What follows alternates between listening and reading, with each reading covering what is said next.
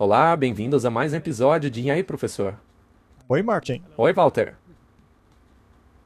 Você acha que há 10 ou 20 anos atrás nós veríamos as coisas que estamos vendo hoje? Não. Nós sempre especulávamos e pensávamos a respeito dessas coisas. Sabe, eu provavelmente já li tudo o que você possa imaginar sobre Daniel e Apocalipse. Existem todos aqueles simpósios teológicos nos quais os teólogos de topo do mundo vão para falar sobre o assunto. Você ouve o que os especialistas têm a dizer, você ouve o que os leigos têm a dizer também. E aí você tenta digerir alguma coisa a partir de tudo aquilo. Sim. Mas a verdade é que a gente nunca entende o processo até que ele finalmente começa. Aham.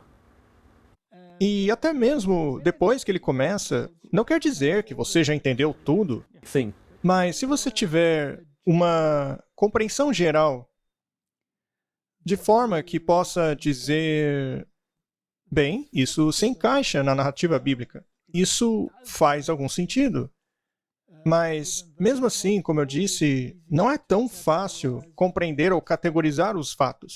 Mas aí o tempo vai passando e todas aquelas coisas que você disse no passado, todos os fatos que você tentava encaixar, você vê que nada daquilo se perde no fim das contas. Mas você passa a olhá-los com lentes diferentes. Porque a profecia se desenrola continuamente. Exatamente. Sim, Tá. Então, é por isso que é tão importante esta conversa aqui. Nós não tínhamos discorrido ou planejado isso, não. mas Deus sempre traz essas coisas. E após o último episódio, no qual falamos sobre a imagem da besta, como a vemos desenrolar hoje, e aliás, é claro como o sol que está acontecendo. Então nós mencionamos que talvez seja a hora de revisitar algumas profecias da Bíblia, apenas para ver para onde estamos indo e como vai se desenrolar isso. E é por isso que faremos o episódio de hoje. Portanto, nos próximos 2 episódios, falaremos a respeito destas profecias. E você sabe o que costuma se dizer em casamentos? Pegue algo rosa, algo azul, alguma coisa emprestada, alguma coisa nova, alguma coisa do tipo, alguma coisa velha, nova, emprestada, seja lá o que for. Mas você une todas essas coisas para tentar compreender o quebra-cabeça. As peças são as mesmas. É apenas o cenário que tornou-se mais claro. Amém? Então vamos orar e continuar. Não podemos fazer isso sem oração. Querido Pai, estamos diante de Ti, impressionados com as Suas obras, sobre como o Senhor conduz a história de forma que podemos ver tudo isso que está acontecendo encaixa-se à Bíblia. Por favor, ilumina nossas mentes, nos proteja com os seus anjos e que o Espírito Santo guie essa conversa. Em nome de Jesus, amém. Amém? Hoje falaremos a respeito da mulher que cavalga a besta. Temos uma imagem aqui atrás. A mulher montada sobre a besta, com um subtítulo que diz O Segredo Revelado. É um pouco de presunção de nossa parte, mas vamos ser um pouco presunçosos. Agora, é bem óbvio que essa mulher retrata alguma coisa. Ela é certamente muito rica, considerando as joias em suas mãos. Ela também parece ser vulgar, devassa, e através de seu rosto, ali no fundo, vemos o Vaticano. Então ela está naturalmente associada ao Vaticano. Tem uma cruz ali em cima no topo. Portanto, trata-se de um sistema político-religioso. Segredo e mistério. E ela está com seus olhos tapados. Isso porque há um segredo ali, há um mistério. Talvez ela não queira que você olhe na janela da alma dela, Pois é. porque você pode descobrir coisas desagradáveis. Mas vamos dar uma olhada nesta mulher e discutir a respeito de toda a questão que se desenvolve sobre o mistério da iniquidade na Bíblia. Sim, porque o diabo trabalha muito duro para desviar o foco da verdadeira identidade dela. Sim, tem muitas coisas aí fora. Tem uma aqui, outra ali, um monte de ideias estranhas, não é? Portanto, precisamos tomar cuidado, temos que ser cuidadosos para não construir uma teologia em contrafação. E isso pode acontecer facilmente. Sem dúvida, veja a história de Israel. Isso é construir uma teologia sobre uma contrafação. E uma vez que se começa a construir essa teologia em contrafação, você pode acabar sendo pego em questões do Oriente, da Turquia, etc. A Bíblia é muito clara, nos revelando quem é o problema. E o problema é esta besta terrível, que precisamos identificar. E isso tem que ser feito de uma vez por todas. E também há nuances como o Rei do Norte, o Rei do Sul, e tudo isso faz parte deste cenário final. Vamos dar uma olhada então. A mulher que monta sobre a besta. Quando os livros de Daniel e Apocalipse forem melhor compreendidos, os crentes terão uma experiência religiosa completamente diferente. Lhes serão dados vislumbres dos portais abertos do céu, de forma que o coração e a mente serão impressionados com o caráter que todos devem desenvolver para perceberem a bênção que será a recompensa do puro de coração. Existem muitos detalhes nessa declaração aí. É verdade, tem mesmo. Você também não acha? O que ela diz aí é que temos que compreender o livro de Apocalipse, não é? Sim, E isso, por sua vez, terá uma consequência no coração. Será uma nova experiência religiosa. E ela, ao dizer aqui melhor compreendidos, devemos entender então que há uma progressão nessa compreensão. os eventos do livro vão sendo compreendidos. Sim.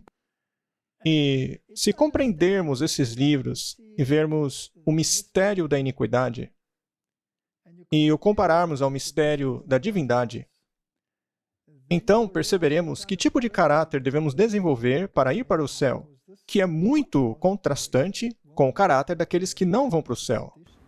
Exato. Seremos impressionados com o tipo de caráter que devemos desenvolver. Então, a profecia, apesar de serem fatos se desenrolando, também causam um efeito no coração.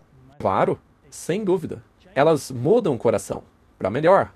Se você entender, durante o seu estudo de profecias, que você está lidando ali com a palavra do Deus infalível, isso naturalmente vai te dar confiança naquela palavra.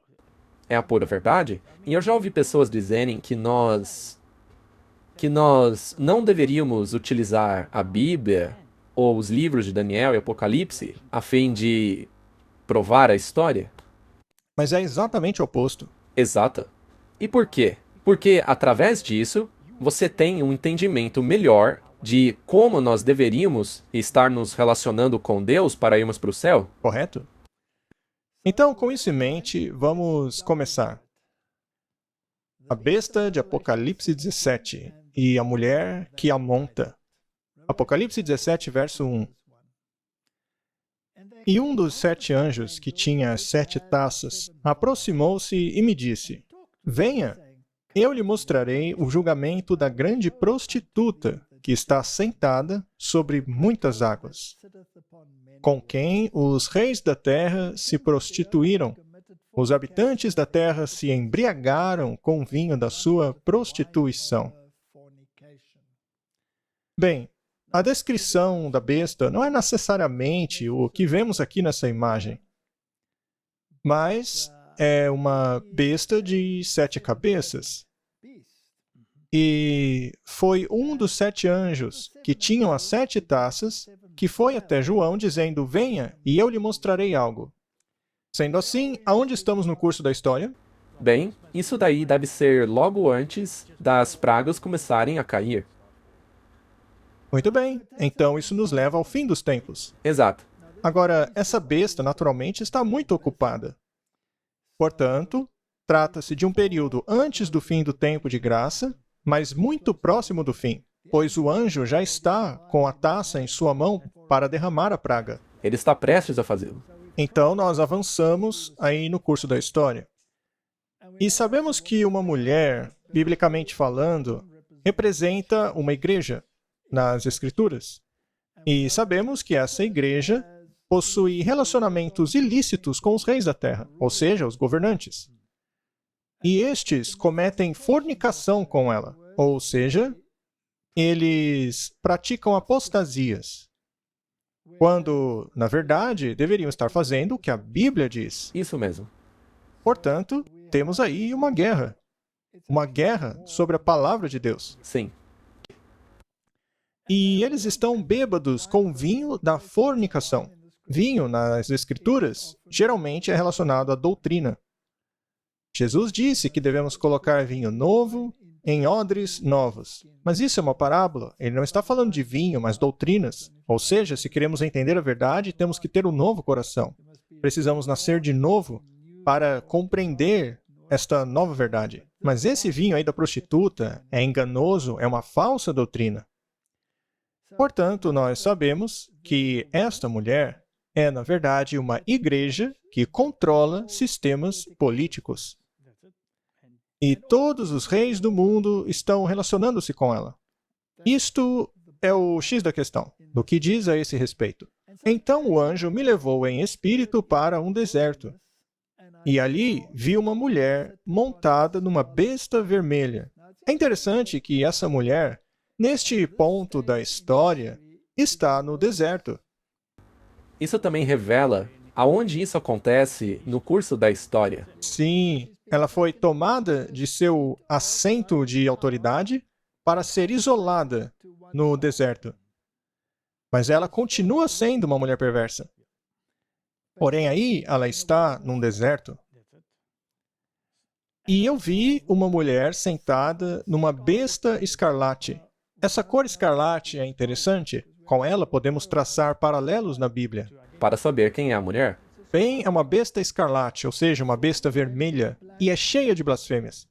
Em que outra parte do livro de Apocalipse são mencionadas blasfêmias? Lá no capítulo 13. Além disso, também vimos que o chifre pequeno de Daniel 7 também blasfemava. Ou seja, são a mesma coisa, apenas em fases diferentes. Cheia de nomes de blasfêmia, e tinha 7 cabeças e 10 chifres. Muito bem. Então, essa mulher está montada na besta, que tem 7 cabeças e 10 chifres. Temos que compreender as cabeças para encontrarmos os chifres. Sim. Temos que voltar na história para ver de onde vêm as cabeças e de onde vêm os chifres. E para isso, você tem que voltar no livro de Daniel. É como se fosse uma chave. É como se fosse uma chave, e Daniel nos diz onde surgiriam os 10 chifres. Esses chifres surgiriam por ocasião da queda do Império Romano. E dentre esses chifres, ainda surgiria o chifre pequeno. Então, na verdade, são 11 chifres. Mas falaremos sobre isso. E, de acordo com as Escrituras, um chifre também é uma entidade política, ou o rei que representa a entidade política. É a Bíblia que faz essa definição. E a mulher estava vestida de roxo e vermelho, e adornada com ouro e pedras preciosas e pérolas, tendo um cálice de ouro em sua mão, cheio de abominações e imundícias de sua fornicação. Esta dica é muito boa. Não dá para errar tendo essa dica. É uma mulher muito rica. Sim. Como mostra a nossa imagem aí, é uma mulher muito rica. Na verdade, provavelmente a mais rica de todas as igrejas. Na verdade, mais até do que os reis. Provavelmente mais rica que qualquer entidade deste planeta. Ela tem um cálice dourado em sua mão, cheio das abominações e imundícias de sua fornicação. Há apenas uma igreja no mundo que se autorretrata como uma mulher com um cálice dourado na mão. E essa é a Igreja Católica, o catolicismo romano. E isso é um fato. Temos aqui essa estátua lá no Vaticano, onde uma mulher segura um cálice de ouro. Não dá para ser mais claro do que isso. E ela não tem a menor vergonha de dizer que ela é os ouvidos dos reis do mundo. E ela se orgulha desse fato. É muita prepotência. E sobre a sua testa estava escrito um nome: Mistério. Mistério é algo secreto, não é? Sim. É algo que você não quer que ninguém saiba. Isso é algo escondido. mas a Bíblia chama de a Grande Babilônia. Então temos uma pista aí. É um sistema político-religioso que tem elementos babilônicos nele. E a Babilônia sempre foi a antagonista do povo de Deus. Sim. A adoração da deusa mãe e Deus Filho vem da Babilônia, mas a gente não vai falar sobre isso agora. Ela também se chama a mãe das prostitutas e abominações de toda a terra. Agora, se ela é uma prostituta e alega ser a mãe de todas as outras prostitutas, isso quer dizer que ela é a mãe de todas as outras igrejas que também estejam em apostasia. Suas filhas. A igreja que se relaciona com essa mulher automaticamente se torna uma prostituta, porque é impossível estar em harmonia com Deus se você também está em harmonia com ela. Não dá. Se você a reconhece como a igreja líder nesse mundo, você automaticamente reconhece uma abominação. É isso que diz as Escrituras. Simples assim. É o que diz, isso é um fato. Ok. Nós já fizemos muitos episódios aqui a respeito das abominações que essa igreja ensina. É verdade. Você se lembra daquela sobre a doutrina da serpente? Sim. Quem quiser pode ir atrás daquele episódio. Não dá para repetir todas as doutrinas aqui. Mas é isso que diz a Bíblia. Nós também mostramos que as filhas, ou seja, igrejas que reconhecem a autoridade dela, também ensinam doutrinas provenientes das abominações da mãe. Sim, ensinam doutrinas que não são bíblicas, que vieram diretamente da mãe. Mas será que a Igreja Católica reconhece ser a mãe de todas as igrejas? Ora, sabemos que ela pensa assim. Temos aí mais uma estátua da mulher segurando o cálice em sua mão. E eles têm muito orgulho do fato dela estar segurando esse cálice na mão. Isso aí também é no Vaticano, ok? Sim, exatamente. Já nessa foto aqui, e aliás, esse lugar é a cabeça espiritual da Igreja Católica, e não é no Vaticano. O Vaticano seria mais o assento, o governo da besta. Mas aqui é mais a cabeça espiritual, a Catedral de São João Latrão, a partir da onde o Papa fala ex cathedra. Isso aí é quase como a igreja e o Estado. Sim. Tem a parte da igreja e depois a parte do trono, por assim dizer. Essa é a igreja de São João Latrão. Naturalmente, fica lá em Roma. E se você entra pelos portões, você verá ali duas placas, ali onde estou indicando com o ponteiro do mouse. Nessas placas, podemos ver a declaração de que ela é esta entidade eclesiástica, Ecclesiarum Mater. Ou seja, em outras palavras, ela reconhece ser a mãe de todas as igrejas. E o próprio Papa Bento disse que a Igreja Católica não é a irmã. Não, não. A Igreja Católica é a mãe. E as outras igrejas são As filhas. filhas, não irmãs. São filhas. Portanto, é extremamente claro com quem estamos lidando ali na profecia. Muito bem. Bestas de 7 cabeças aparecem apenas 3 vezes na Bíblia. Com relação às outras menções, tratam-se de compósitos que somam até 7, mas uma descrição de besta de 7 cabeças aparece 3 vezes. Vamos dar uma olhada nessas descrições. Apocalipse 12, verso 3. E apareceu outra coisa impressionante no céu. Eu vi um grande dragão vermelho. Qual é a cor do dragão, Martin? Vermelho. Vermelho, não é? Tendo 7 cabeças e 10 chifres e 7 coroas sobre essas cabeças. Veja que essas coroas estão sobre as cabeças, não os chifres. Ok. Então, precisamos saber quem é esse dragão vermelho. Apocalipse 12 nos diz isso. Ele diz que o dragão também é Satanás, que tomou 1/3 das estrelas do céu com ele, ou seja, ele enganou 1/3 dos anjos do céu. Trata-se lá da guerra celestial, lá no início. Vamos continuar lendo. A segunda menção está em Apocalipse 13, 1. E eu estava sobre a areia do mar, e vi uma besta que saía do mar, que tinha 7 cabeças e 10 chifres. Bem, então deve estar associada com a outra, Claro. porque ela também tem 7 cabeças e 10 chifres. Você conhece o ditado? Se parece um pato, anda como um pato e faz quack como um pato, então é um pato. Não podia ser outra coisa, não é? Uma galinha não pode ser. Não, é naturalmente um pato. E sobre os chifres, 10 coroas. E sobre as cabeças, o nome de blasfêmia. Muito bem, então o que aconteceu aqui? As coroas foram das cabeças para os chifres. Nós já vamos falar mais sobre isso. Provavelmente houve alguma progressão, não é? Porque houve uma mudança. E, naturalmente, a terceira achamos em Apocalipse 17. Então ele me levou em espírito para o deserto. E vi uma mulher sentada sobre uma besta vermelha, assim como o dragão vermelho. E essa besta era cheia de nomes de blasfêmia. E tinha 7 cabeças e 10 chifres. Então veja, mais uma vez temos a blasfêmia aqui, assim como a besta de Apocalipse 13 também tinha blasfêmia. Então, é a mesma coisa. Exato. Salmo 74, lemos esse verso aqui. O Senhor quebra as cabeças do Leviatã em pedaços. Perceba que é plural aqui, Martin. Não é apenas uma cabeça. Acho que não é exagero supor que sejam 7, né? O Senhor quebra as cabeças do Leviatã em pedaços e o dá como carne às pessoas que habitam no deserto. Ou seja, Deus vai destruir esse sistema. É isso aí, Martin. Esse sistema vai ser destruído. Mas por hora ele tem permissão para continuar. Então vamos buscar um pouco mais de informação para ver se entendemos essa progressão das bestas. Vamos dar uma olhada em Apocalipse capítulo 12. E apareceu mais uma maravilha no céu, e eis que um dragão vermelho, tendo 7 cabeças e 10 chifres, e 7 coroas sobre as cabeças. Então, cada uma dessas cabeças tem uma coroa. E nós precisamos saber o que são as cabeças. Temos que saber o que são os chifres também. E, finalmente, o que são as coroas.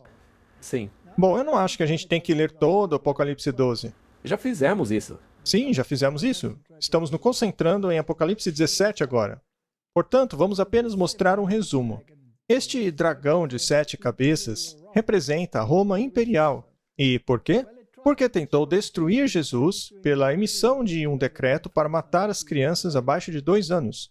Herodes, que foi como posso dizer, servo de Roma, foi a pessoa que emitiu aquele decreto.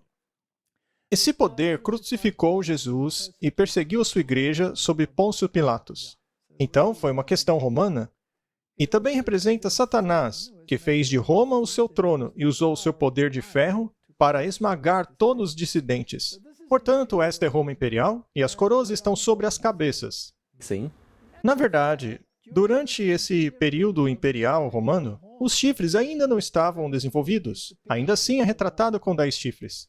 Veremos em Daniel que os chifres vieram depois, mais tarde. Sim, é isso mesmo. Portanto, Roma estava governando. Ela estava exercendo poder imperial sobre o mundo. E foi uma ferramenta nas mãos de Satanás. Era um império pagão. Sim, e ele utilizou para tentar esmagar o cristianismo e Cristo. Então, esta é a forma pagã deste poder. E depois nós temos essa besta de 7 cabeças, que é mencionada em Apocalipse 13, a besta que sai do mar. E eu estava na areia do mar quando vi surgir uma besta a partir do mar. Como já vimos, o mar representa pessoas, multidões, nações. Sim, nós já vimos isso também. Muito bem. E ela tinha 7 cabeças e 10 chifres. É muito semelhante, portanto, àquela que vimos em Apocalipse capítulo 12. E isso é muito interessante, porque as coroas foram das cabeças para os chifres. E sobre a sua cabeça havia nomes de blasfêmia. Isso é muito interessante, porque, de acordo com Daniel capítulo 7, a primeira besta que surge é Babilônia. Babilônia foi conquistada pela Medo-Pérsia, e o símbolo utilizado para Babilônia é o leão. A Medo-Pérsia conquista a Babilônia. O símbolo da Medo-Pérsia é o urso. A Medo-Pérsia é conquistada pela Grécia, e o símbolo desta é o leopardo de 4 cabeças. E finalmente vem o monstro terrível. E dele surgem 10 chifres. E aí no livro de Daniel, nos é dito que os 10 chifres são 10 reis que surgiriam a partir deste reino. Porém, 3 se opõem a outro poder, que é o poder do chifre pequeno, Sim, que começa a crescer. correto? Então, de acordo com as Escrituras, 3 deles tinham que ser arrancados, para que finalmente o chifre pequeno crescesse, para então dominar sobre todos os outros, ou seja, governando sobre os outros reis. E é um chifre blasfemo? Sim, é um poder blasfemo. Então, esse poder é a Roma papal. Então, temos a mudança da Roma literal para a Roma papal. Então temos Roma pagã e Roma papal. Isso. E, portanto, há uma mudança no poder que governa. Sim, Então, as coroas, o governo estava sobre as cabeças. Ele controlava esses reinos. Mas agora está nos chifres. Então, é Roma governando os poderes da Europa. Roma papal. Roma papal. E lembre-se que ele tinha que arrancar 3 chifres. Aham. Martin, se você calcular um pouquinho, se tinha 10 chifres e 3 foram arrancados, quantos sobraram? 7? 7. Então havia 7 chifres. Mas aí surgiu um chifre pequeno que tornou-se preeminente. Sim. Ele ficou poderoso. Ele os dominou, basicamente. E quantos chifres no total? 8? Qual seria então o número daquele pequeno chifre? 8. O número atrelado àquele chifre pequeno é 8, não é? 8. Correto? Muito bem. E a besta que vi era como um leopardo, e seus pés eram como os pés de um urso, e sua boca como a boca de um leão. O dragão deu a ele o seu poder, seu trono e grande autoridade. O dragão estava lá em Apocalipse 12. Ele representa o diabo, mas também representa Roma pagã. Será que a Roma pagã, historicamente, deu a sua autoridade e o seu trono de poder ao Papa? Sim, Sim. 100%. E, no fim das contas, o Papa se tornou o líder. Então, de acordo com os decretos dos imperadores romanos, desde Justiniano até Constantino, esse poder que Roma possuía dentro da esfera política e que foi dado ao papado. E o papado começou a governar como poder supremo, uma vez que a oposição oferecida por essas 3 nações europeias foi eliminada. Sim. Os Érulos, os Ostrogodos e os Vândalos foram eliminados. Os últimos foram os Ostrogodos. E então ele tomou a cadeira papal e tornou-se poderosíssimo rapidamente. Isso foi no ano 538 depois de Cristo, que foi o começo dos 1260 anos em que ele governou a Europa com punho de ferro. Sim. A coroa estava sobre os chifres. Ele governou sobre todos os poderes europeus. Ele governou como o 8º chifre. Ele governou como o 8º chifre. Seu número era 8. Dos 10 reinos, 3 caíram, e ele, como 8º, cresceu poderosamente. E essa parte também nos diz aonde estamos no curso da história. Isso, temos aí uma progressão, não é? E sabe o que é interessante, Martin? É que todos os outros que foram conquistados por poder militar. A Babilônia foi conquistada pelos Medo-Persas, os Medo-Persas conquistados pelos gregos, os gregos conquistados pelos romanos. Mas depois disso, não há mais conquista, não há mais guerra, não há mais tomada de poder. Há uma mudança de ênfase. É só isso agora. Portanto, desde que Roma tomou o poder, ela continua reinando. Mas ela continua reinando em formas diferentes. Sim, o seu formato muda. Sim. Vamos tentar explicar novamente. Sabemos que há uma progressão no tempo, porque os 10 chifres não tinham sido estabelecidos no tempo de Roma pagã. Depois eles se tornaram proeminentes, as coroas foram para os chifres e o Papa governou sobre todos. E outra coisa interessante sobre isso, Martin, é que se você for ao livro de Daniel, você começa com a Babilônia. Aí vai para a Medo-Pérsia, depois Grécia, e quando você vai para Roma, você chega então a Roma papal. Bem, aqui está em reverso, porque vemos o leopardo, que é a Grécia, depois o urso, que é a Medo-Pérsia, aí o leão, que é a Babilônia. Então está invertido. Neste ponto da história, nós estamos olhando para trás. Sim, tudo isso aí já aconteceu. Já aconteceu. Estamos olhando na sequência reversa. Já aconteceu. Então, nós temos certeza de que não estamos lidando com criaturas diferentes. Estamos lidando com uma sequência no tempo. E é muito importante compreender isso. Apocalipse 13:3. E vi que uma de suas cabeças estava como se tivesse ferida de morte. Ou seja, de alguma maneira, em uma de suas formas, ela perdeu seu poder. Mas é interessante porque a Bíblia diz como se tivesse ferida de morte. Ora, por que a Bíblia simplesmente não diz que uma de suas cabeças foi ferida de morte? Porque não estava morta. Ela não morreu, porque essa besta ainda existe. Então, parece que foi ferida de morte. Parece que foi ferida mortalmente. E aí nós temos uma nova progressão, que é o fato da ferida ter sido curada, e o mundo passou a se maravilhar após ela. Então temos uma morte aparente e uma ressurreição. Isso é ao longo do tempo. Apocalipse fala através de uma progressão no tempo, com várias fases da mesma entidade e poder. Isso é muito importante, porque as pessoas começam a aplicar essa progressão a diferentes entidades. Mas isso não está correto.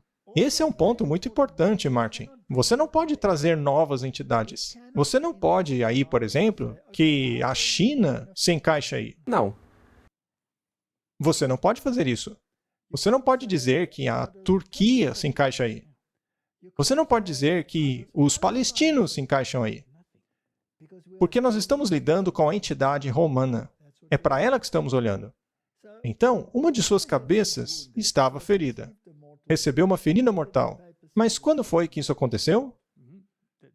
Historicamente, isso aconteceu em 1798, quando o poder do Papa foi removido, o seu poder político. Porém, a Igreja, por algum tempo, parece ter perdido seu poder. Mas, na verdade, ela não perdeu. Já já falaremos sobre isso. Então, essa ferida seria curada. Ou seja, o poder que ela tinha quando as coroas estavam sobre os chifres será dado de volta a ela.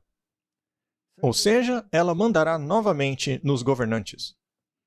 E, ao fazer assim, estarão adorando o dragão, que deu poder à besta.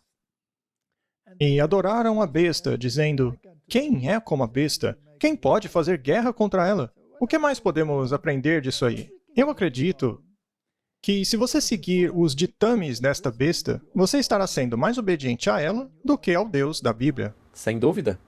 É isso aí. E a outra pergunta é: quem é capaz de fazer guerra contra ela?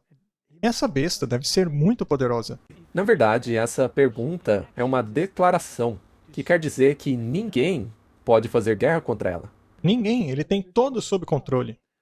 Agora, isso é interessante, porque essa entidade não tem poder militar, exceto pela pequena guarda suíça. E, certamente, ela não oferece ameaça a nenhuma nação. Não. Portanto, de onde vem o poder da besta e como ela o exerce? E é muito óbvio que ela tem poder, porque ela diz: você não pode me tocar, do contrário, eu te destruo. Não é? Ninguém pode fazer guerra contra ela. Também aprendemos outra coisa, que na progressão do tempo, eles pegaram certas nuances e aprimoraram seu poder. Se você pega, por exemplo, Daniel capítulo 2, essa progressão é retratada lá por meio de metais. Sim.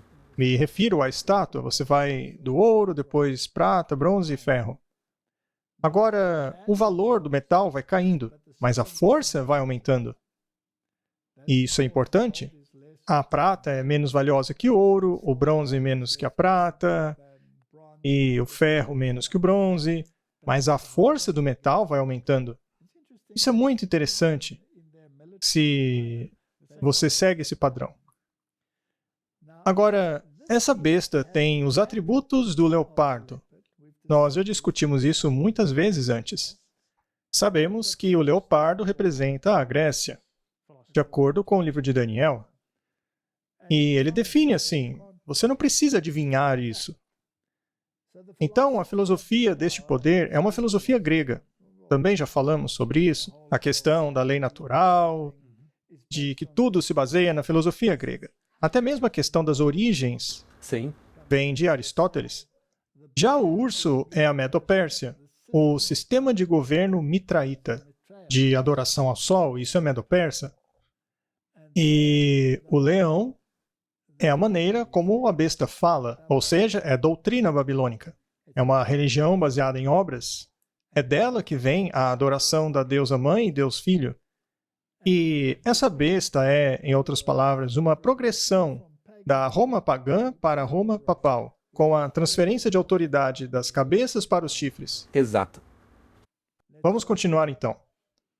Existe uma declaração interessante tirada do livro Fermentos do Oriente Médio, que diz assim: hoje, tão incrível como possa parecer, muitos pregadores protestantes estão ensinando que as interpretações inspiradas por Deus das profecias, que foram tão energicamente apresentadas pelos reformadores e que foram o baluarte do movimento protestante, são erradas. Ora, veja só, hein?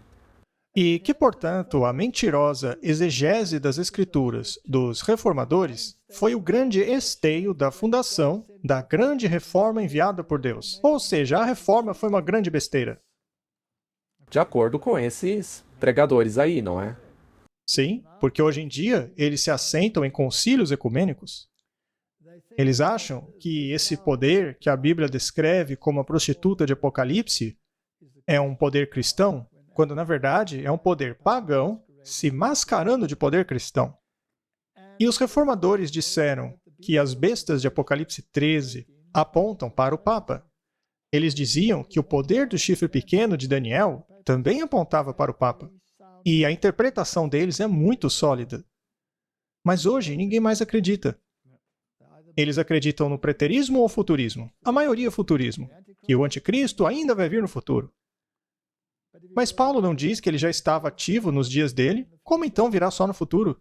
Portanto, É realmente um engano muito grande. e aí ele faz a pergunta: como ocorreram essas mudanças? Como todo mundo protestante mudou suas doutrinas? Quem fez isso? A resposta clara e decisiva é os jesuítas. Tudo gira em torno disso, Martin. Os jesuítas. Então, os jesuítas têm trabalhado arduamente por baixo dos panos para minar os princípios protestantes, as doutrinas bíblicas, a justificação pela fé e cada aspecto da expiação. E quem está por trás? Os jesuítas. Esta é a organização mais perversa que já existiu na face da Terra. E eles fazem juramento ao papado. Eles matam, incriminam, fazem qualquer coisa para cumprir o objetivo do papado. Mas o que essa mulher aí está escondendo? O que é que ela não quer ver? Vamos ver se há uma progressão nisso aí também. Então, temos a mulher com o cálice na mão. É a Igreja Católica Romana. Não há dúvida sobre isso. Ela mesma se retrata assim.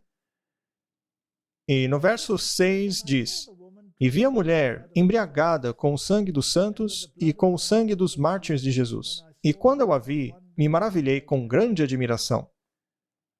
Milhões de milhões, centenas de milhões foram mortos.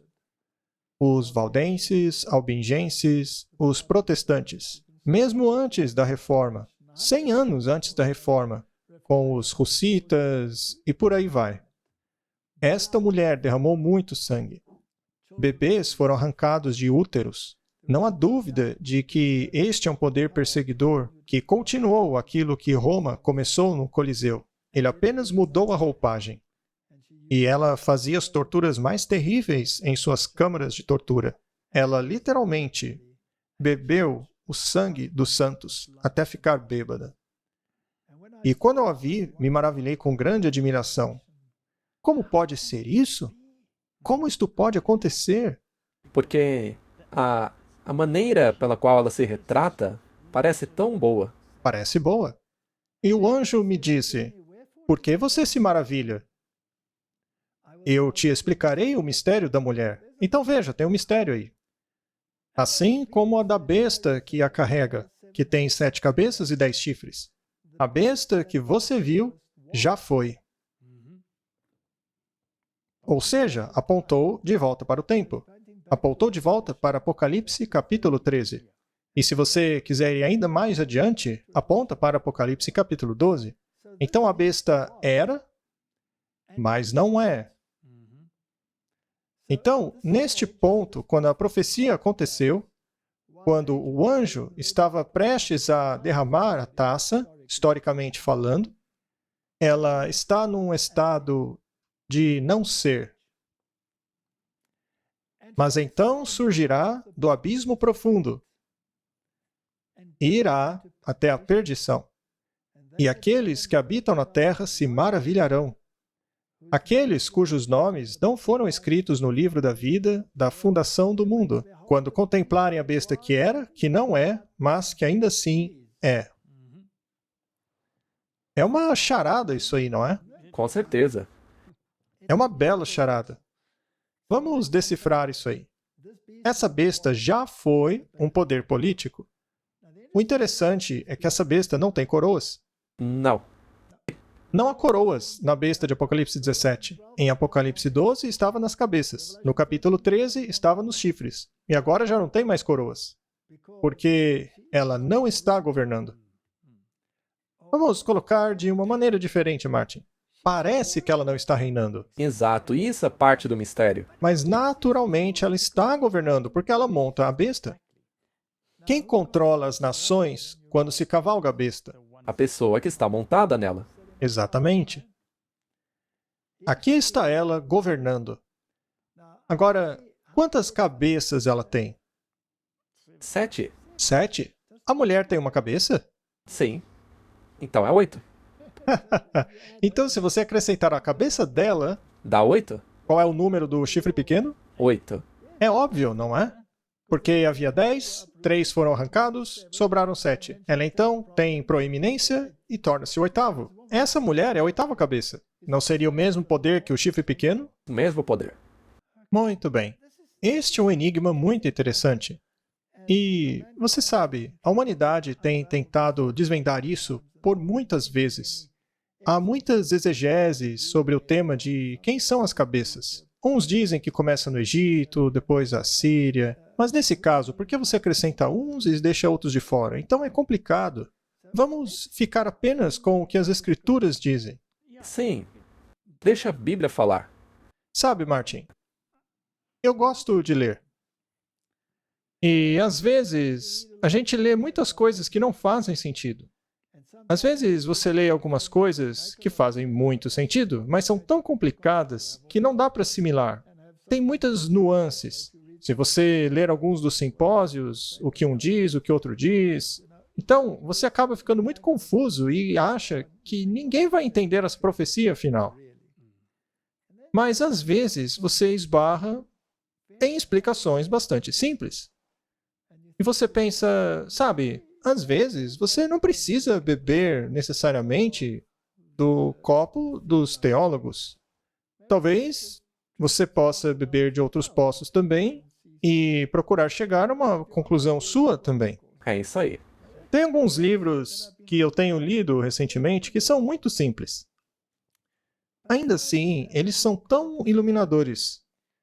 Eu li um livro de Steve Wallberg, A Mulher Sanguinária e a Besta de 7 Cabeças. É um livro pequenininho, mas é escrito com muita lógica. E a ideia dele é a de que, já que estamos falando de cabeças da besta, por que simplesmente não ficar com as cabeças lá de Daniel e Apocalipse? Por que incluir outras entidades? E eu pensei, essa é uma ideia boa. Muito bem, obrigado, Steve. Boa ideia, eu vou pensar a respeito disso. E aí, alguém me deu esse livro aqui. Também é um livro interessante. É So You Will Believe, de Regan Brett Kefook. Eu conheço os Kefuks. E eu estava pensando, o que eles querem dizer? Porque eu os conheço pessoalmente. Alguns deles eu conheço muito bem, outros nem tanto. Mas eu pensei comigo mesmo, bem, eu vou ler esse livro aqui. E que grata surpresa, viu? Porque há muitas gemas aqui. Então, esses livrinhos eu posso recomendar a vocês. É bom para expandir o conhecimento. Eles são livros muito bons, bem simples, sobre um assunto que muitas vezes é complicado. E os livros não desviam para nada que seja perigoso. Eles apenas descrevem as coisas de uma maneira fácil de entender. E ainda há um outro livro. Eu já o li há muitos anos atrás já. E ele é bastante completo. Se chama O Rei do Norte em Jerusalém, por Louis F. Ware. Algumas pessoas decidiram jogar o Sr. Louis F. Ware para fora da janela, porque ele pensa um pouco diferente. Mas se você seguir a lógica dele, daquilo que ele está falando, é muito profunda. Eu só estou dizendo que, por causa de simplicidade, às vezes é bom você ler alguma coisa que vá direto ao ponto, sabe? Sem enrolação. E eu acho que há certo mérito naquilo que eles dizem. Muito bem, vamos dar uma olhada nessa besta e seus atributos. Por que você se maravilha? Eu vou te contar o mistério da mulher e da besta que a carrega, que tem 7 cabeças e 10 chifres. E a besta que você viu era, ou seja, que uma referência à época que ela tinha poder, e não é. E este é o período que estamos falando. Isso é o tempo de hoje, porque hoje essa besta não tem o poder, ou pelo menos não parece ter o poder. Exatamente, porque ela recebeu, em 1798, a ferida mortal. Então esse período é após 1798. Obviamente, hoje vivemos num período da história de 1798 até os dias de hoje. Então, estamos no período em que ela não é. Mas ela se erguerá do abismo profundo. Muito bem. Que filosofia saiu do abismo profundo? Porque é de lá que ela vem. E para onde ela vai? Bem, ele diz que vai à perdição. Então essa besta será destruída. E quem segue essa besta? Aqueles que habitam na terra e se maravilharão com ela. São aqueles que se maravilham após a besta. Como está em Apocalipse 13. E a palavra maravilhar-se quer dizer que você recebe a mentalidade dela. Você passa a pensar como ela. Você é enganado por ela. Porque aqueles que se maravilham após ela, em outras palavras, que aceitam o vinho dela, não têm seus nomes escritos no livro da vida. Isso já deixa bem claro quais pessoas são essas. É isso aí. Então é melhor a gente prestar atenção. E eles contemplaram a besta que era e que não é, ou seja, o dia em que vivemos agora, mas que é. Como ela pode não ser se ela é? Ela deve ser por baixo dos panos, não é? Vamos dar uma olhada nisso. É realmente fascinante. E aqui está a mente que tem sabedoria. Daniel diz que nenhum dos perversos vai entender isso, mas que os sábios entenderão. E os sábios têm os seus nomes no livro da vida, não como os outros. Agora, o que torna você sábio? A sua inteligência? Não. Com certeza não. A nossa sabedoria vem de acreditar na palavra de Deus. Lembre-se quando você disse que é dali que vem toda a santidade, em concordar com a palavra de Deus. Mas se você crê na palavra de Deus e não a faz, você é um hipócrita. Então, aqui está a mente que tem sabedoria. As 7 cabeças são 7 montanhas. Bem, essa é uma descrição bem clara, não é? Sim, com certeza. Não há muito que se discutir. Quando a Bíblia, em Daniel, diz que existem 10 chifres, e que esses 10 chifres são 10 reis que surgiriam, ou 10 reinos, A Bíblia dá as duas definições, então é isso que eles são. E aqui temos 7 montanhas. A Bíblia dá a descrição literal. Muito bem, então há 7 montanhas, que são montanhas literais. Por acaso Roma não foi construída Sim, sobre 7 colinas? Sim. Mas uma montanha na Bíblia também significa um reino. Portanto, ela foi construída sobre 7 reinos exclusivos. portanto, se considerarmos a interpretação histórica contínua, isso daí seguirá uma sequência. E então ele nos diz aonde nos encontramos no curso da história. E existem 7 reis. Lembre-se de que um reino também é um rei. 5 caíram, um é, e o outro ainda não chegou. Mas quando chegar, vai continuar por pouco tempo. Muito bem, 5 caíram, e temos que saber que 5 são esses que caíram, e um é. Qual é que é? É o que não é, porque é o que ele descreveu como sendo que é. Então, é o que não é. E o outro ainda não chegou, então tem um que ainda vai chegar. E quando ele chegar, ele vai continuar por pouco tempo. Felizmente, por apenas um pouco tempo. Nós não teremos que aturá-lo por muito tempo. Mas então tem esse verso interessante. E a besta que era e que não é, ele mesmo é o 8º. E ele é dos 7 e vai à perdição. Muito bem, ele é o 8º. Uma vez que os 3 chifres foram arrancados, o chifre pequeno acabou tornando-se o quê? O 8º? E se essa mulher se assenta em uma besta com 7 cabeças, a cabeça dela seria a 8ª. Muito bem, então 8 é um número interessante, não é? Certo, se usarmos apenas a besta como retratada em Daniel e Apocalipse, ou seja, a gente corta todas as outras possibilidades com as várias exegeses que existem por aí, sem contar Egito, sem contar Síria, sem contar nenhuma delas. Apenas o que Daniel e Apocalipse nos deu. China, Rússia. Deixar tudo isso de fora. Apenas o que Daniel e Apocalipse nos mostram. Então, as 5 que caíram, neste ponto aqui, seria a Babilônia, a Medo-Pérsia, a Grécia e Roma. Roma pagã e também Roma papal. Isso porque ela está no estado da ferida mortal. Isso, atualmente. Então, essas são as 5 que caíram. Uma é. E esta deve ser o papado ferido, porque não há coroas nas suas cabeças ou chifres. Mas lembre-se, apenas parece que foi uma ferida mortal. Então, ela está governando por trás da cortina.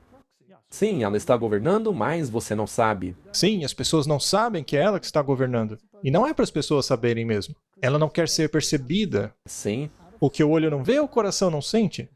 Não seria muito conveniente que as pessoas achassem que o anticristo não existe mais e que não tem poder nenhum? Aí ele não seria mais um problema. Neste caso, nós estaríamos errados. sim, o anticristo ainda teria que vir. Ou talvez ele já está no passado, aí também não precisamos nos preocupar com ele. Mas se ele será destruído pelo brilho da vinda de Jesus, como ele pode estar no passado? Pois é. Talvez ele esteja vindo no futuro, então. E se for apenas no futuro, por que a Bíblia diz que ele é? Isso é um problema, não é? Muito bem, então se ela está montada na besta, quer dizer que a besta existe. A besta é o poder político, não é? Um existe. Deve ser o papado ferido, que pareceu ter uma ferida mortal e estava governando através de um proxy. A ferida mortal foi feita em 1798 pela França. A França também é introduzida na forma de uma deusa ateia de governo secular durante a Revolução Francesa. E atacou as 2 testemunhas de Deus, o Antigo e o Novo Testamento. Tudo isso está em Apocalipse capítulo 11. E nós não vamos fazer uma exegese sobre esse capítulo agora. Não temos tempo. Precisamos nos concentrar nesta mulher. Ainda assim, vamos ler Apocalipse capítulo 11, verso 7. E quando eles, as 2 testemunhas, terminaram o seu testemunho, a besta que surgia do abismo profundo fará guerra contra eles, e os vencerá e os matará. Então, primeiramente, essa besta, esse poder, que não é descrito como nada, como, por exemplo, uma besta de 7 cabeças ou coisa assim, é apenas chamada de besta. E é uma entidade política. E essa entidade política vem da profundeza do abismo. Agora, essa mulher de Apocalipse 17 não estava associada ao abismo? Exatamente. Qual é a filosofia, então, nesse estado do não é? Neste período da ferida? Deve ser o secularismo. Deve ser aquilo que saiu da Revolução Francesa, não é? Sendo assim, quem governou após 1798? Bem, Apocalipse 13 nos diz que foi uma besta que saiu da terra. E essa besta tem duas fases. Assim como Roma teve uma fase pagã e uma fase papal. Essa besta tem duas fases. Na primeira, ela é como cordeiro e depois fala como dragão. Não há conquista aqui, apenas uma mudança. Uma não é conquistada pela outra, é apenas uma mudança de forma. Isso, e não tem coroas, pois está no período do não é, mas ainda está governando. Ainda governa. A mulher ainda monta na besta, você gosta ou não, mesmo nesse período do não é. E vi outra besta surgir da terra, que tinha 2 chifres como um cordeiro e falava como um dragão. Nós sabemos como fala o dragão. Ele persegue, ele faz leis Contra Deus. contra o povo de Deus e ele os mata. Então, essa besta, como o cordeiro, falará como o dragão, assim como Roma falava. E essa besta exerce todo o poder da primeira besta diante dela. Quem trabalha para a primeira besta? Os Estados Unidos da América. Essa besta. Porque ele está fazendo exatamente o que essa besta, que não é, supostamente, quer que ela faça. Mas, Martin, é uma besta como cordeiro.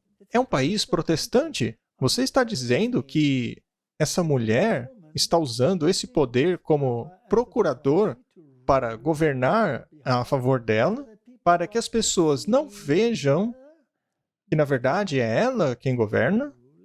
É exatamente o que a Bíblia nos diz. Muito bem. E o que essa besta faz quando fala como dragão? Ela faz que a terra e os que moram nela adorem a primeira besta, ou seja, honrá-la e obedecê-la. É isso aí. Mas ela tem que forçar. E como se força alguém? Pela lei. Continuando. De quem a ferida mortal foi curada. Então vemos uma progressão. Até que essa ferida mortal seja curada, esta besta trabalhará em favor da outra besta. É isso aí. E você começará a vê-la falando como dragão conforme ela se aproxima da cura. Veremos a transição do período do cordeiro para o período do dragão. Mas se ela trabalha em favor da outra, o espírito do dragão deve estar escondido lá esse tempo todo? Sim, desde o início. Muito bem. Mas como? Como você governa sem ser visto? Cortina de fumaça? Cortina de fumaça, muito bem. Sociedades secretas e confederações. Conforme nos aproximamos do fim dos tempos, haverá uma demonstração cada vez maior de poder pagão. Divindades pagãs manifestarão seu poder e se exibirão diante das cidades do mundo. E isto já começou a acontecer. Quando começou? Em 1844, com as irmãs Fox e divindades pagãs. Em outras palavras, eram manifestações demoníacas. E isso vai acontecer cada vez mais. Eventualmente, essas manifestações vão se apoderar das igrejas, e aquilo que é chamado de Espírito Santo é, na verdade, ações demoníacas. Isso é muito sério. Com uma variedade de imagens, o Senhor Jesus representou a João, ou seja, o livro de Apocalipse, o caráter perverso e influência sedutora daqueles que foram destacados por sua perseguição ao povo de Deus. Está falando sobre Roma, tanto na forma pagã quanto na forma papal. Todos precisam de sabedoria para pesquisarem cuidadosamente o mistério da iniquidade que atua tão largamente agora no fim da história. Temos que ver isso aí. O mistério da iniquidade. E onde o encontramos? Este cenário terrível foi desenhado por João para mostrar quão completamente os poderes da terra se darão ao mal. Deve mostrar àqueles que receberam a verdade quão perigoso é unirem-se a sociedades secretas, ou unirem-se em qualquer coisa que não guarde os mandamentos de Deus. Você acha que as sociedades secretas estão atuando nisso aí? Acho que são os protagonistas. Devem ser os protagonistas. Mas eu também achei interessante que você não tem permissão de maneira alguma para unir-se àqueles que não guardam os mandamentos. Os mandamentos são o pivô com relação ao que você está adorando. Se você quer mesmo saber a quem você adora, o sábado é essencial. Muito bem. Então, as sociedades secretas têm algo que ver com o Apocalipse de João? Sim, e isso é crucial. De acordo com esta citação aí, não dá para separá-los, certo? Não dá para separar as coisas. Vamos ler mais uma citação do Espírito de Profecia. A apresentação de Deus sobre as detestáveis obras dos habitantes, dos poderes governantes desse mundo, que ligam-se a sociedades secretas e confederações que não honram a lei de Deus, deveria capacitar as pessoas que têm a luz da verdade a ficarem longe desses males. Então, Martin, se você tem a luz da verdade, você deveria considerar que os reis do mundo se uniram às sociedades secretas? Com certeza. E se você teve a chance de ver o que são essas sociedades secretas, você não manteria distância? Sim. Do contrário, você está perdido? Sim, porque aí você fará parte do que será destruído. Muito bem. E quem está envolvido nisso? Todos aqueles que não honram a lei de Deus. Então, deveríamos manter distância desses males. E cada vez mais, todos os falsos religiosos do mundo manifestarão as suas más obras. Pois existem dois partidos: aqueles que guardam os mandamentos de Deus e aqueles que guerreiam contra a santa lei de Deus. Apenas dois. Se é assim, por que há tanta confusão em trazer todas essas entidades do exterior? E quem está envolvido especialmente nisso? Os falsos religiosos? Isso. As religiões não estão ligadas às sociedades secretas? Todas. Os grandes nomes dessas religiões não são maçons? Eles mesmos não são? Não há cavaleiros de Malta entre eles? Cavaleiros de Colombo? Todos eles. Ou estão nas instituições católicas, ou acham que estão nas protestantes. Mas as instituições protestantes, na verdade, são conduzidas por outras instituições sem que eles saibam. À plena vista. Muito bem, vamos voltar para essa história. De onde vem a besta? Vem do abismo profundo, o que aconteceu durante a Revolução Francesa. Quando o secularismo e todas essas coisas se opuseram diretamente aos mandamentos. Daniel, capítulo 11, verso 40 diz: "E no tempo do fim, o rei do sul se voltará contra ele." Então, o rei do sul o atacaria. Atacaria a quem? O rei do norte. Sim. E quem é o rei do norte? O rei do norte é o papado. Sim. Mas ainda há pessoas querendo dizer que o rei do norte não é o papado, é a Turquia. A Turquia se submeteu ao governo britânico Sim. e tornou-se unha e carne das Nações Unidas, das nações europeias. Ela não é mais o Império Otomano. É parte da OTAN agora. E Louis Ovawe resume o que os primeiros pioneiros acreditavam sobre esta questão. Alguns não acreditavam nele, mas você não pode desacreditar aquilo que as escrituras ensinam, que era o que os pioneiros ensinavam. Então, se você menciona algo de um pioneiro, você não pode descreditá-lo. Você tem que consultar o que ele disse. Ele aqui está falando sobre Tiago White. E nós sabemos que Urias Smith se agarrava à ideia de que o Reino do Norte era a Turquia. Mas, condenando essa visão de que a Turquia era o poder referido ali em Daniel 11, 40 a 45, Tiago White escreveu um editorial na Review and Herald de 29 de novembro de 1877. Ele disse assim: "Vamos dar uma rápida olhada na linha profética 4 vezes apresentada no livro de Daniel. É reconhecido que o mesmo tema é abordado nos capítulos 2, 7, 8 e 11. com exceção de que a Babilônia é deixada de fora dos capítulos 8 e 11. Nós, primeiramente, passamos à estátua do capítulo 2, na qual a Babilônia, a Pérsia, a Grécia e a Roma são representadas pelo ouro, prata e bronze e ferro. Quanto aos pés, todos concordam que não é a Turquia, mas Roma. Tem que ser assim. E ele continua, fazendo uma declaração. Tiago White, não é? Sim, Tiago White. Agora vem o ponto sobre o qual esse argumento depende muitíssimo. Será que o capítulo 11 da profecia de Daniel aborda a mesma temática coberta pelos capítulos 2, 7 e 8? Se for o caso, então o último poder mencionado no capítulo é Roma. Se você mostra continuamente a sequência daqueles reinos exibida naqueles capítulos, não dá para mudar tudo de repente. E ele continua a dizer que se as pernas de ferro e os pés de ferro e barro, no segundo capítulo, representam Roma, e que se os 10 chifres da besta, que não tem descrição, e o chifre pequeno do sétimo capítulo representam Roma, e se o chifre pequeno, que prosperou grandemente no oitavo capítulo, representa Roma, logo o rei do norte também representa Roma. Estas são profecias paralelas, meus irmãos, que chegam até o evento da vinda do nosso Senhor. Bem, se foi isso o que Tiago White escreveu, e eu acredito que ele foi bem lógico aqui, então vamos nos agarrar ao que Apocalipse nos diz, ao invés de ficarmos pulando para a Turquia, para a China, para a Rússia, para o Irã, ou seja lá o que for.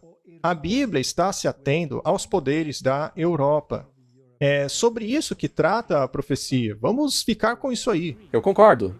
Talvez 2 pontos a mais. Primeiro, nós já mencionamos antes que sim, Ellen White escreveu contra o jeito como o Tiago White falou com Urias Smith a respeito dessa parte. Mas ela não condenou o que ele disse. Isso. E em segundo lugar, se você só pegar o livro O Grande Conflito, em nenhum lugar você lê do começo ao fim que esse grande papel hoje será exercido pela Turquia. Não. O grande ator do tempo do fim será o papado. Não vamos nos confundir com falsas interpretações que estão entrando em nosso meio. Isso não nos ajuda em nada. Portanto, no tempo do fim, Martin, será que o rei do sul pressionaria o rei do norte? O rei do sul, ou o poder que atuou no papel do rei do sul, foi a França durante a Revolução Francesa. E o Papa foi levado cativo em 1798.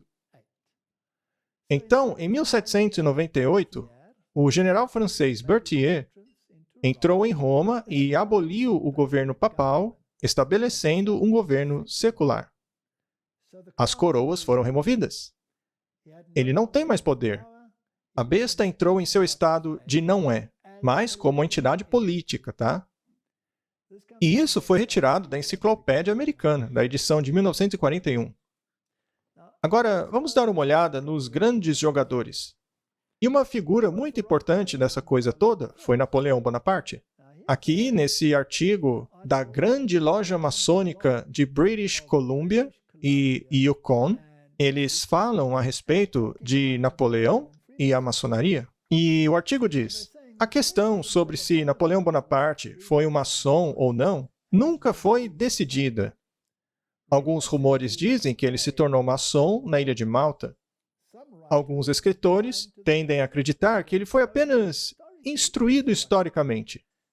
A única coisa certa é que ele aprovava essa instituição e astutamente a tornou subserviente de seus próprios propósitos. E ali do lado tem uma nota muito interessante.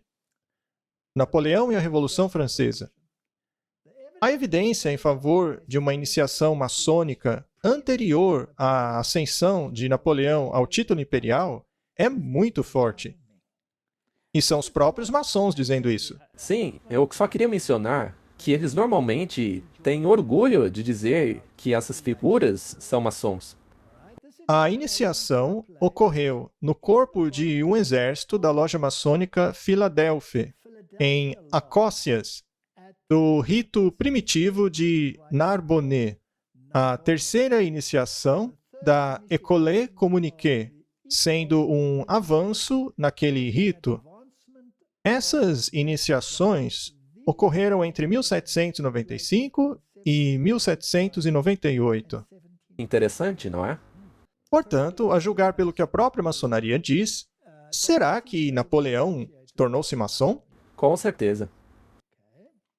Muito bem, vamos continuar nossa pequena saga histórica. Vamos continuar com as afirmações da Grande Loja Maçônica. 15 de agosto de 1769 a 5 de maio de 1821. Nascido na Córcega, Napoleão Bonaparte foi treinado nas escolas militares de Paris. Ele foi promovido a general depois do cerco de Toulon em 1793. Ele liderou as tropas na maior parte da Europa e, em 1798, no Egito. Voltando para a França, ele foi nomeado primeiro cônsul depois da Revolução. Ele conquistou o Egito em 1798. Ele não se tornou o rei do Egito? Sim. Quando o Apocalipse diz que esse lugar é espiritualmente chamado de Egito, não é num sentido literal e figurativo? E quando diz Sodoma, quer dizer licencioso? A França não era licenciosa? Muito. E não estava associada ao Egito? Sim. Muito bem. Napoleão fundou o Banco da França, reformou o sistema de impostos, restaurou a igreja, aprimorou o sistema educacional. Veja que ele restaurou até mesmo a igreja. A mulher da besta não estava bem? É isso aí. E ela continua montada na besta, que representa os poderes políticos, só que ninguém sabe que ela continua no poder. Superficialmente ela perdeu o poder, mas ela nunca foi retirada de cima da besta. E Napoleão mudou todo o sistema de governo, não foi? Ele melhorou o sistema educacional e, em 1804, assumiu o título hereditário de Imperador da França. No ano seguinte, ele entrou em guerra com a Rússia, Áustria e Inglaterra. Em abril de 1814, ele foi forçado a abdicar e acabou exilado em Elba. Ele tentou reconquistar seu império em 1815, mas foi derrotado na Batalha de Waterloo. Banido para a ilha de Santa Helena, ele finalmente morreu 6 anos depois. Muito bem, ele foi removido da história, mas cumpriu seu papel. Cumpriu a missão dele. Ele mudou todo o sistema de governo da Europa inteira. Certo? Revolução Francesa. As ideias da Revolução Francesa. Então ele fez um papel muito importante no sentido de tirar as coroas dos 10 chifres. Muito bem, isso mesmo. Ele removeu as coroas dos chifres. Mas a mulher continua em cima da besta, apesar de aparentemente não ter poder.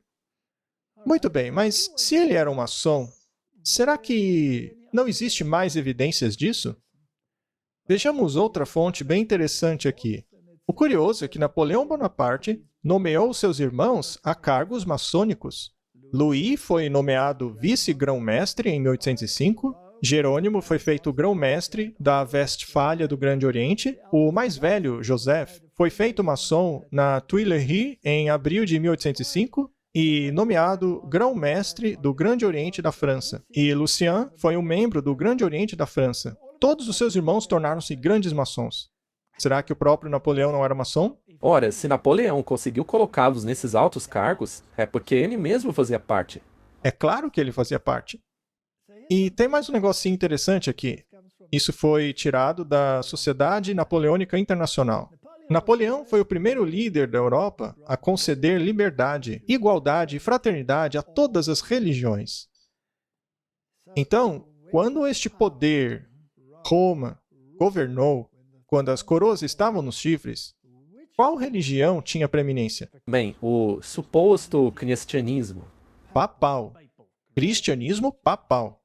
Mas em 1798, houve tantas guerras que o protestantismo acabou tendo lugar de destaque. E pareceu assim que o poder papal já era. Sim. E em muitos lugares, parecia que o Papa não tinha mais poder nenhum. Ele já era irrelevante. Mas como retomar esse poder? Bem, e se ele continuasse a governar a partir do abismo profundo? Exato. Por meio da filosofia do abismo profundo, sem que ninguém soubesse. É uma estratégia brilhante. E com a liberdade religiosa e igualdade entre todas as religiões, a mulher nunca seria banida. E foi exatamente o que aconteceu. A melhor maneira de fazer uma religião voltar à preeminência é pregar a igualdade religiosa para que aquela religião que foi excluída possa ser resgatada e aceita de novo. Muito bem. Liberdade, igualdade, fraternidade para todos. Neste desenho daquele período, Napoleão está concedendo liberdade aos judeus. É isso que podemos ver aqui na imagem. O tio de Napoleão, o cardeal Fesch, também acabou se envolvendo. Ele disse a Napoleão: então o senhor deseja que esse fim de mundo aceite as suas leis, para que os judeus tenham a mesma igualdade que os católicos. Ora, mas você não sabe que as Santas Escrituras dizem que o fim do mundo ocorrerá justamente quando os judeus forem reconhecidos como uma nação? Isso é verdade ou mentira, Martin? Esta é uma falsa interpretação do que diz a Bíblia. Isso porque nós fomos de Israel literal para Israel espiritual. E o reino de Deus está sendo estabelecido. E se você está em Cristo, você é semente de Abraão. Mas de onde veio essa filosofia deles aí? Veio dos jesuítas. Eles que inventaram essa interpretação aí. E se o mundo inteiro passasse a acreditar nisso? Neste caso, o mundo se esforçaria para recriar o Estado judeu. E todos os olhos se focariam em Jerusalém. E então? Então talvez você acreditasse que a Turquia, o rei do norte, fosse enganado assim. Sim, porque este precisa destruir aquele. E quem jogou o anzol para as pessoas acreditarem nisso? O papado. A mulher que monta a besta, ela jogou o anzol. E aí você ainda joga a ideia de que o anticristo estará nesse estado.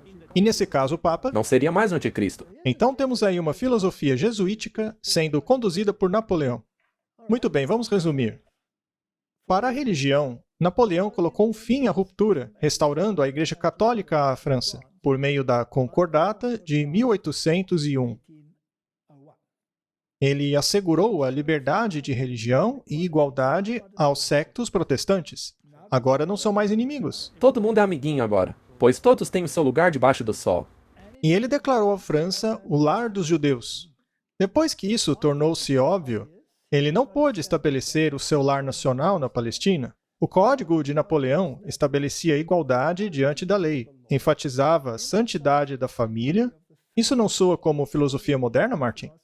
E garantia os ganhos legais da Revolução. O Código de Procedimento Civil garantia o uso difundido da mediação nas cortes e leis, e as cortes foram secularizadas. Isso aí não é a norma de hoje? Não é esse o estado de não é do governo? Certamente. Muito bem. Quem está montando na besta? Ainda é Roma. Ainda é a mulher. As opiniões religiosas de Napoleão foram o auge da filosofia moderna. Ele era completamente dado à tolerância. Em todo lugar que Napoleão ia, ele conduzia a tolerância pela mão. Em todo lugar que ele encontrava várias religiões, ele acabava com a predominância que uma tinha sobre a outra. Fé, Napoleão dizia, está além do alcance da lei. É a possessão mais pessoal de um homem, e ninguém tem o direito de exigir prestação de contas dela. Soa muito bem. Sim. Parece um cordeiro falando. Essa tolerância está tolerando a opinião de todos, ou a religião de todos. Mas e se essa tolerância durar apenas até que a besta tenha conseguido o seu propósito? Me parece ser o caso, já que ela vai surgir de novo. O problema é que, apesar de soar muito lindo, pode acabar sendo usado para o propósito errado também. Ok? Vamos continuar com a história. Temos aqui um incidente incrível que não é conhecido por muitos. Quando as tropas francesas entraram na Palestina, sitiando a cidade de Acre, Napoleão já tinha preparado a proclamação, tornando a Palestina um Estado judeu independente. Você sabia disso? Não. Ele foi impedido de concluir seu projeto por causa da intervenção dos britânicos. Essa proclamação foi impressa na data de 20 de abril de 1799, logo depois da ferida mortal, Martin. Mas a sua tentativa mal-sucedida de capturar Acre impediu que isso acontecesse. Os judeus tiveram que esperar mais 150 anos antes de seu estado ser proclamado. No entanto, essa proclamação deu seu fruto. Ela foi o precursor do sionismo. aumentando a conscientização da causa do Estado judeu. Isso é um engano ou é algo bíblico? É um engano. Engano de quem? Ora, dos jesuítas? Dos jesuítas. A ideia expressada por Napoleão encontrou admiração de muitos que enxergaram nas tentativas napoleônicas o cumprimento da profecia bíblica. Essas pessoas foram os jesuítas, que queriam desviar o estigma de anticristo do Papa, porque o futurismo e o preterismo saiu das penas dos jesuítas, Sim, para desviar o foco do Papa. que prevê a restauração dos judeus à sua terra. A ideia atraiu muitos adeptos, especialmente na Inglaterra. E também em 1798, nesse ponto, os jesuítas estavam banidos da maior parte dos lugares. Sim, e tudo isso foi retirado de napoleonseries.org. Continuando. 118 anos depois, os britânicos decretaram a Declaração Balfour, que pedia por uma terra natal judaica, e finalmente, 31 anos depois, em 1948, Israel seria reconhecida como Estado soberano por voto popular na Assembleia Geral das Nações Unidas. Talvez pode ser dito que o anúncio prematuro de Napoleão naquela primeira Páscoa de 1799 exerceu um importante papel na criação do Estado de Israel. Em 16 de agosto de 1800, Napoleão declarou: "Se eu governasse uma nação de judeus, eu restabeleceria o Templo de Salomão." Martin, você tem aí uma ideologia jesuíta colocada dentro da mentalidade protestante, Sim, na intenção de remover completamente a reforma protestante. sim, e para desviar a mira, para tirar o foco do Papa lá em Roma. E hoje as pessoas ficam aí olhando para Israel e Turquia, ao invés de olhar para Roma, para ver o que o Papa está fazendo. É um absurdo. O foco dos cristãos deveria estar na besta do mar e na besta da terra. Deveriam enxergar que essa mulher está manipulando a besta da terra. Vamos continuar com um pouco mais da nossa investigação. Então, nós temos um sistema totalmente falso de religião, que hoje substituiu o protestantismo. E isso aconteceu por meio de um brilhante plano dos jesuítas. E como eles o fizeram? Bem, temos que descobrir.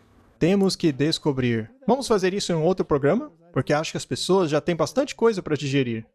Vamos fazer num outro programa. Vamos orar. Querido Pai, que história fantástica! E está tudo ali no livro de Apocalipse e no livro de Daniel. Que presente maravilhoso! Ajuda-nos a fazer aquilo que é certo. Em nome de Jesus. Amém. Amém.